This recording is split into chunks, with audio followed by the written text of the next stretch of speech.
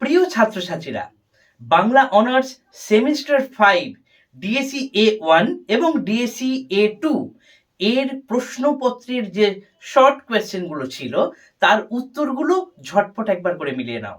আমার এই ভিডিওটা দেওয়াটা একটু দেরি হয়ে গেল, তবুও তোমাদের অনুরোধ করব যা যা উত্তর লিখে এসেছো একবার ঝটপট তোমরা মিলিয়ে নাও। ডিএসসি A1 শর্ট প্রশ্নে প্রথম প্রশ্ন, রামচরিত গ্রন্থের রচয়িতা কে? উত্তরটা হবে সন্ধ্যাকর নন্দী। এরপর শশাঙ্ক কোন ধর্মাবলম্বী ছিলেন? উত্তর হবে শৈব ধর্ম বা হিন্দু ধর্ম।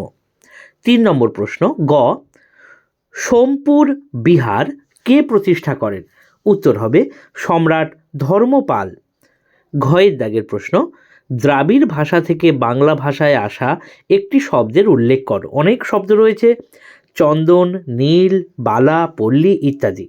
উঙ্গার দাগের প্রশ্ন, চৈতন্য মঙ্গল নামে কে কে চৈতন্য জীবনী গ্রন্থ রচনা করেন? উত্তর হবে জয়ানন্দ এবং লোচন দাস।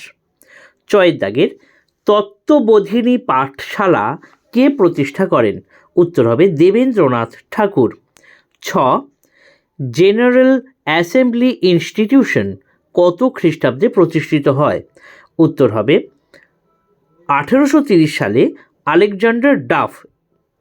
বর্গীয় জর দাগের ছদ্মনামে লেখা বিদ্যাসাগরের একটি রচনার নাম লেখো। অনেক কটি রয়েছে, অতি অল্প হইল, আবার অতি অল্প হইল, রত্ন পরীক্ষা ইত্যাদি রচনাগুলো ছদ্মনামে লিখেছিলেন।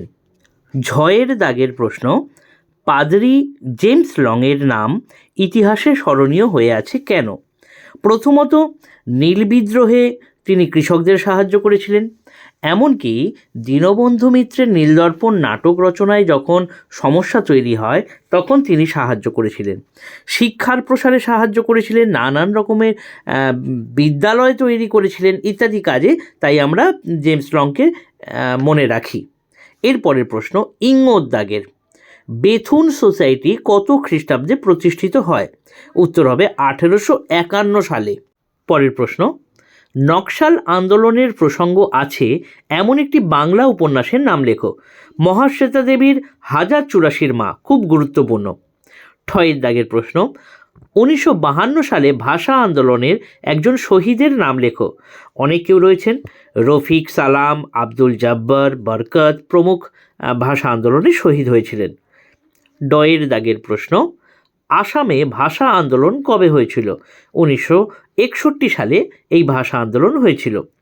ঢয়ের দাগের প্রশ্ন, সাম্প্রদায়িক দাঙ্গার পরিপ্রেক্ষিতে লেখা একটি বাংলা ছোট গল্পের নাম লেখো। খুব সহজ প্রশ্ন, সমরেশ বসুর লেখা আদাব গল্পটি। মধ্যাহ্ন দাগের গুরুচাঁদ ঠাকুরের পিতার নাম কি ছিল? উত্তর হবে হরিচাঁদ ঠাকুর। আশা করি তোমাদের ডিএসসি A1 সমস্ত প্রশ্নগুলোর উত্তর বোঝাতে পারলাম। ডিএসসি A2 বাংলাদেশ সাহিত্য থেকে দেখে নিই কোন কোন প্রশ্নগুলোর কোন উত্তর হবে। প্রথম প্রশ্ন, করিম বক্সের প্রথম স্ত্রীর নাম কি? মেহেরুন। 1947 সালের 15ই আগস্ট কী বার ছিল? উত্তর হবে শুক্রবার। সূর্যদিগল বাড়ি প্রথম প্রকাশ কোন পত্রিকায়? নওবাহার পত্রিকায় 1951 থেকে 1952 সালে। ঘয়ের দাগের প্রশ্ন, উকিলবাবুর বউয়ের জন্য জয়গুণ কি নিয়ে যায়?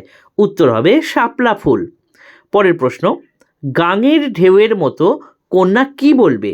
কন্যা বলবে কবুল কবুল।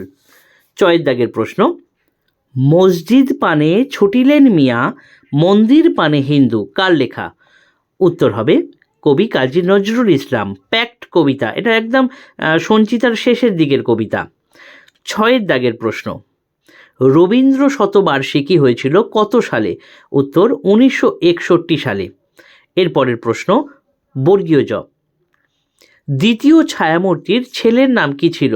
উত্তর হবে রমজান। ঝয়ের দাগের প্রশ্ন, ইডিয়েট, চোখ মেলে পথ চলো না, বক্তাকে? উত্তর হবে নেতা।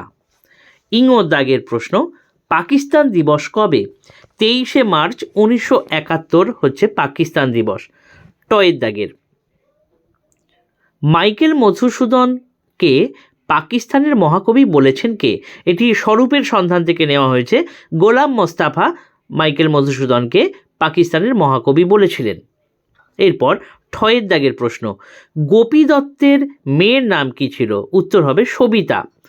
ডয়ের দাগের প্রশ্ন, ফেকু কার গলা টিপে দেয়? উত্তর হবে সর্দারদের ছোট তরফের বড় ছেলে ইনাম।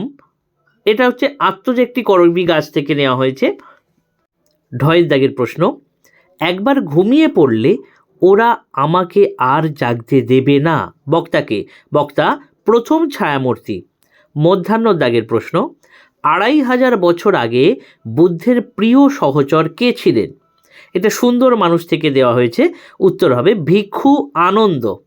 আশা করছি দুটো ডিএসসি পেপার A1 এবং A2 এর প্রশ্ন উত্তর তোমাদেরকে বলে দিলাম, এই অনুযায়ী মিলিয়ে নাও, তাহলে তোমাদের অনেকটা সুবিধা হবে। ধন্যবাদ।